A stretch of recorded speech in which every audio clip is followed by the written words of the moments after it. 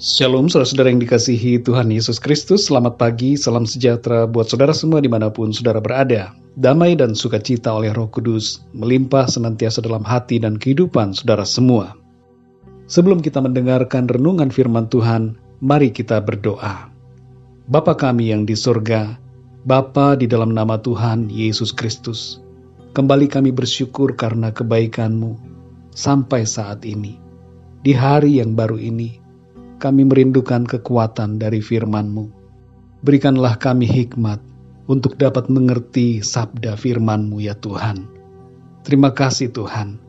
Dalam nama Tuhan Yesus kami berdoa. Haleluya. Amin. Saudara yang dikasih Tuhan, dalam Amsal 17 ayat yang ke-17 dikatakan, seorang sahabat menaruh kasih setiap waktu dan menjadi seorang saudara dalam kesukaran. Saudara yang terkasih, bagi saudara yang mempunyai sahabat, dapat dengan mudah mengerti apa arti persahabatan. Sahabat selalu ada dan siap membantu dengan tulus. Seorang sahabat sejati selalu bisa diandalkan. Suatu kali beberapa puluh tahun yang lalu, sebuah penerbitan menawarkan hadiah yang menarik bagi siapa saja yang bisa memberikan definisi terbaik untuk kata sahabat. Ada banyak orang yang mengikuti lomba ini dan memberikan definisi mereka mengenai sahabat. Ada yang memberikan definisi, sahabat adalah orang yang melipat gandakan kegembiraan dan mengurangi kesedihan. Kemudian ada juga yang mengatakan, seorang sahabat ialah orang yang bisa memahami diri kita meskipun kita diam. Definisi lainnya menyebutkan, seorang sahabat bagaikan detakan jam yang tidak pernah berhenti. Pada akhirnya ada satu definisi yang terpilih menjadi pemenang. Definisinya berbunyi demikian.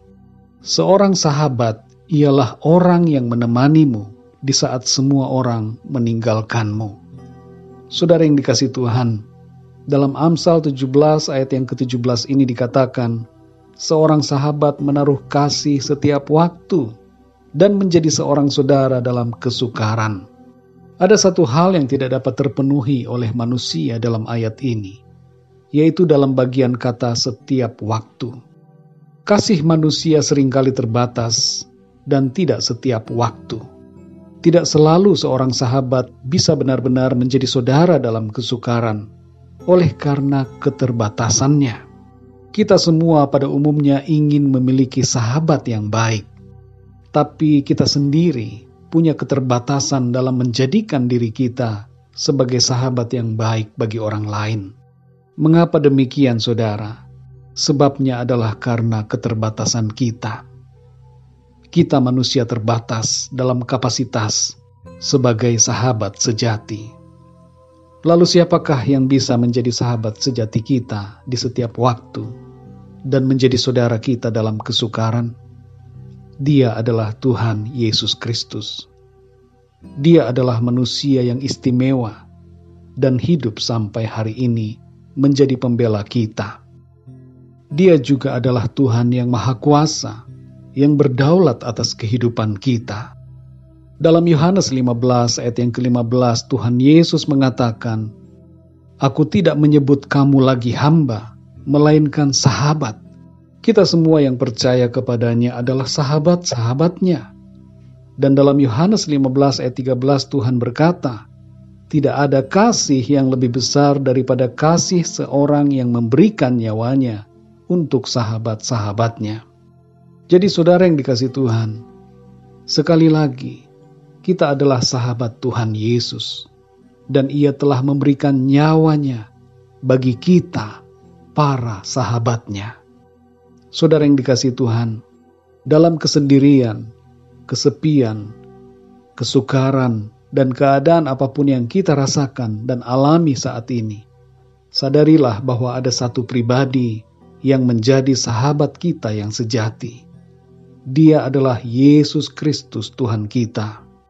Dia selalu hadir di setiap waktu, dan Dia mengerti perasaan kita dalam kesukaran-kesukaran serta pergumulan-pergumulan hidup kita.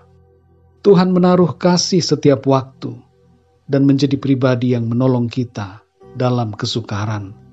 Ia memberikan kepada kita kekuatan untuk menanggung segala perkara dan melimpahkan sukacita dan damai sejahtera di dalam hati kita.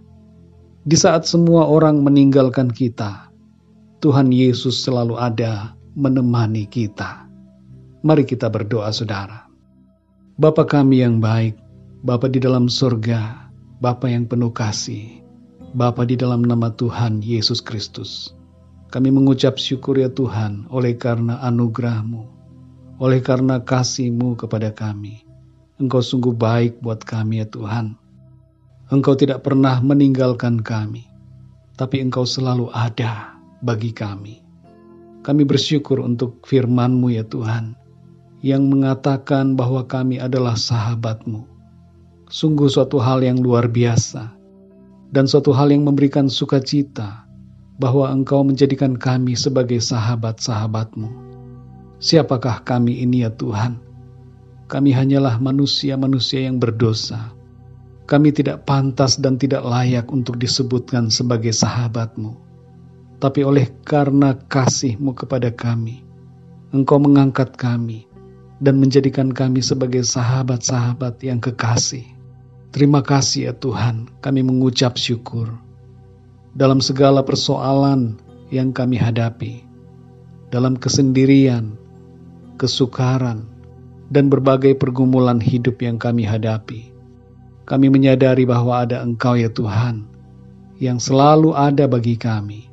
Engkau menemani kami dan memberikan kami kekuatan yang kami perlukan. Engkau menguatkan iman kami untuk tetap setia kepadamu. Engkau memberikan kami sukacita dan damai sejahtera oleh karena keselamatan yang daripadamu. Engkau menjadi kesukaan kami ya Tuhan. Engkau yang menjadi sukacita kami dalam setiap keadaan kami. Kami mengucap syukur Tuhan. Engkau adalah sahabat kami yang sejati. Terima kasih ya Tuhan. Sungguh luar biasa kasih-Mu. Sungguh luar biasa Engkau bagi kami.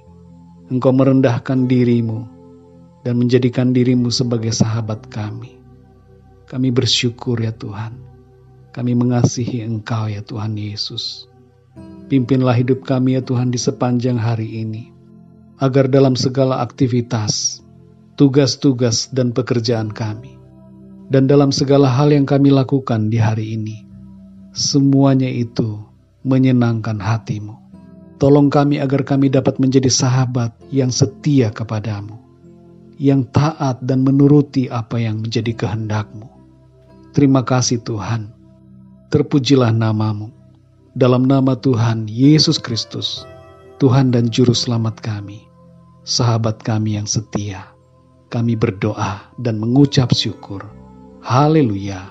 Amin. Puji Tuhan, saudara yang dikasihi Tuhan, saya percaya firman Tuhan menjadi berkat dan kekuatan buat saudara semua. Dan Roh Kudus akan menolong saudara untuk lebih lagi memahami kebenaran firman Tuhan. Tuhan Yesus memberkati saudara semua. Sampai jumpa dalam renungan yang berikutnya. Haleluya.